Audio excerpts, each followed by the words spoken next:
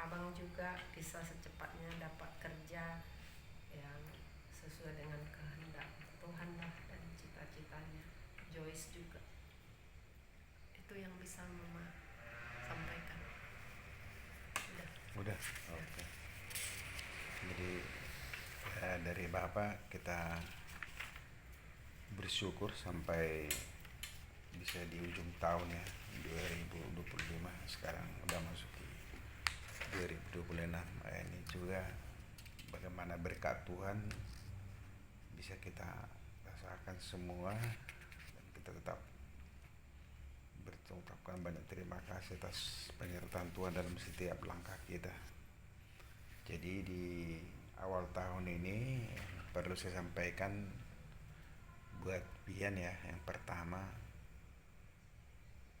ya, kamu sudah kan udah dewasa, artinya apa, artinya secara pribadi kamu udah tahu sebenarnya mana yang baik, yang apa yang jelek. Jadi saya hanya berharap kamu lebih bagaimana bisa mengontrol dirimu, artinya bagaimana kamu bisa mengendalikan dirimu supaya kamu bisa menjadi orang yang luar biasa gitu. Jadi saya supaya bagaimana kita bisa bermakna itu dalam setiap kehidupan ini, kita harus ada namanya personal brand kita, artinya kan bagaimana diri kita meningkatkan, bisa orang yang dipercaya, bisa akan, artinya bisa bermakna kehadiran kita dalam setiap kehidupan kita. Jadi jangan, kita sebagai anak muda, apalagi kamu generasi Z, itu kan banyak tantangan. Jadi kamu harus bisa mengendalikan dirimu. Apalagi sekarang kan banyak godaan-godaan itu untuk menyelesaikan zona nyaman. Itu yang kekuatan dunia ini ya, itu yang bisa menghancurkan kita. Jadi sekarang kamu sudah mau di akhir, artinya kan mau memasuki dunia kerja. Jadi dunia kerja itu bagaimana kita harus mempersiapkan diri kita, bukan hanya tahu secara ilmu, tapi bagaimana hubungan relationship kita. Jadi kalau saya cerita sedikit, saya dulu mulai dari kuliah saya udah bekerja. Tamat saya kuliah, saya juga ditawarkan orang bekerja. Artinya di pengalaman saya itu saya nggak pernah harus susah untuk mencari pekerjaan. Itu harus kamu lihat, harus kamu kenapa bisa seperti itu. Itulah namanya personal brand kita. Orang melihat kita, oh ini bisa, dia akan dipercaya. Jadi kadang-kadang pemikiran kita, karena kita sudah menyelesaikan pendidikan, kita merasa hebat gitu. Artinya kita udah bisa, nanti bisa bekerja kemana-mana. Abangmu udah bisa kau lihat kan bagaimana apa yang dirasakan. Jadi artinya itu supaya pengalaman kita bagaimana menjual marketing kita di dalam kehidupan kita. Jadi sekarang intinya, kalau kamu sekarang mau udah memasuki dunia kerja, mulailah kamu bergaul dengan orang-orang kakak-kakak tingkatmu, mana informasi, atau bersekutu dengan orang-orang yang yang ada pekerjaan. Artinya 5 teman terdekatmu itu akan menentukan arah masa depanmu. Saya nggak melarang kamu bergaul dengan siapa, tapi pergaulanmu juga menjerumuskan kamu. Bisa. Kadang-kadang kan teman itu kan hanya enaknya aja, tapi kalau kamu udah susah nggak bisa menolong, enggak. Itulah namanya pengendalian diri. Jadi maksud saya di sini, saya tidak perlu banyak untuk menasihati kamu, tapi kamu mulai harus bisa mengontrol diri, menguasai di dalam kehidupanmu, karena kamu yang menentukan masa depanmu, bukan orang tuamu. Enggak, kita hanya mengarahkan aja ke depan seperti apa kamu nanti kalau sudah tamat. Jadi peluangmu banyak untuk menjadi seorang, bagaimana mencari pekerjaan itulah dengan tadi hubungan relationship kita, itulah dengan bagaimana mempersiapkan diri kita, itulah personal brand kita. Jadi kalau kita punya kemampuan tanpa kadang-kadang kita nggak minta pun pekerjaan itu, enggak, langsung kadang-kadang ditawarkan. Saya dulu tamat sarjana langsung datang ke kos saya, itu ada pekerjaan di sana, kamu berangkat ke Sekado, kan. Padahal saya itu waktu itu kan tamat di kuliah itu hanya tukang parkir. Ada tuh sekarang juga pasti tanggan itu udah meninggal, baru meninggal kemarin. Itu dulu langsung menawarkan saya, oh kamu jadi asisten saya. Mereka Sinaga. Bukan si Tanggang yang istrinya Purnai Baho, baru meninggal kemarin. Iya, kan itu dulu saya asistennya di situ. Padahal itulah namanya personal berkinta. Dia memperhitungkan bahwa orang yang kita apa eh, yang kita disiplin ilmu kita itu bisa menjadi daya tarik gitu. Jadi kamu sekarang kan duniamu ke depan sebagai sarjana hukum. Bagaimana berarti duniamu bisa di hubungan di perusahaan, bisa di kegiatan yang berhubungan dengan hukum. Disitulah pergaulanmu gitu. Apalagi kamu kemarin praktek di kejaksaan, berarti banyak pengalaman.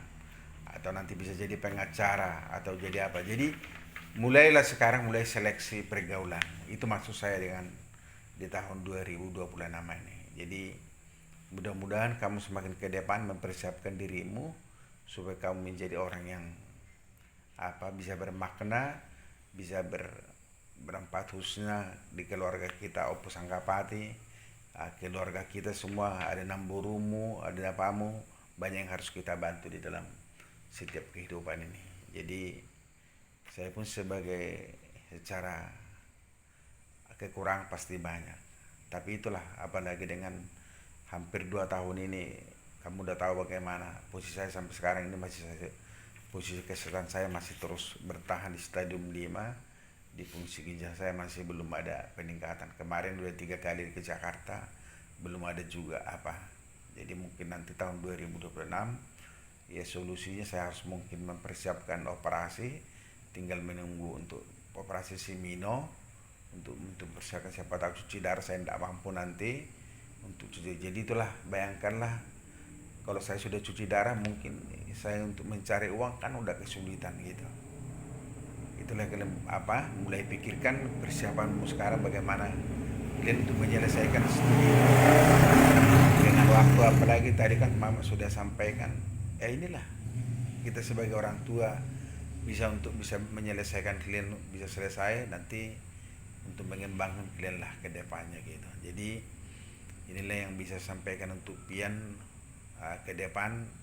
Siapkan terus rencana lebih cepat, lebih bagus menyelesaikan studimu nanti sesuai dengan rencana-rencana ke depan. Bisa nanti konsultasi dengan mamamu, dengan saya, apa yang harus dilakukan. Kayak kemarin bisa tambah seperti abangmu, saya suruh langsung sekolah untuk ambil untuk persyaratan pengacara, seperti itu modalnya. Jadi walaupun kita nggak tahu nanti jadi apa kan, tapi yang penting bisa persiapkan dirimu untuk menjadi hal sementara. Kalau ke depan mau cari sana, yang penting kita selalu ada siap-siap untuk ke depannya. Itulah yang dari Bapak. Jadi kurang lebihnya ya segala perilaku ya itulah pribadi kita banyak kekurangan sebagai orang tua, ya itulah pasti ada kekurangannya. Jadi saling memaafkan untuk ke depan. Jadi kedewasaanmu ke depan bisa juga untuk menjadi contoh di tengah-tengah keluarga dan juga abangmu dan juga itomu, supaya bisa saling mendukung kuliah komunikasi untuk kedepannya. Jadi untuk Mama, ya saya juga sebagai untuk Mama banyak kekurangan, apalagi di akhir-akhir ini karena kesehatan yang terus menurun. Ya kalian pun bisa terus mengarahkan saya bisa disiplin. Ya itu juga salah satu yang luar biasa untuk mengingatkan saya. Kadang-kadang saya tidak bisa kontrol, kadang-kadang namanya yang terbiasa kita makan, ya sekarang sudah ada kontrol dari dokter. Ya mudah-mudahan ke depan bisa terus bertahan disiplin. Seperti itulah yang saya alami sekarang ini. Memang bayangkan yang biasa kita makan enak dilarang semua, memang agak sulit gitu. Tapi saya karena punya disiplin karena saya memang sudah bermasalah, ya mau tak mau harus diikuti lah. Jadi mudah-mudahan ini kita saling mendoakan untuk buat Mama saya bisa eksis dan saya terus bisa berkarya, ya bisa ke depan lebih bagus lagi untuk bisa meningkatkan semua. Pekerjaan memang terbatas, tapi tetap saya punya impian yang kuat. Saya terus terang, saya nggak untuk menyerah, baik untuk mencari untuk ke depan yang lebih baik. Saya masih terus semangat karena masih banyak cita-cita saya ke depan. Bagaimana target-target saya di TNC bisa mau peringkat tertinggi yaitu jadi direktur. Itulah peringkat nanti yang mau saya capai ke depan, mudah-mudahan itu bisa tercapai 1 sampai 2 tahun ini.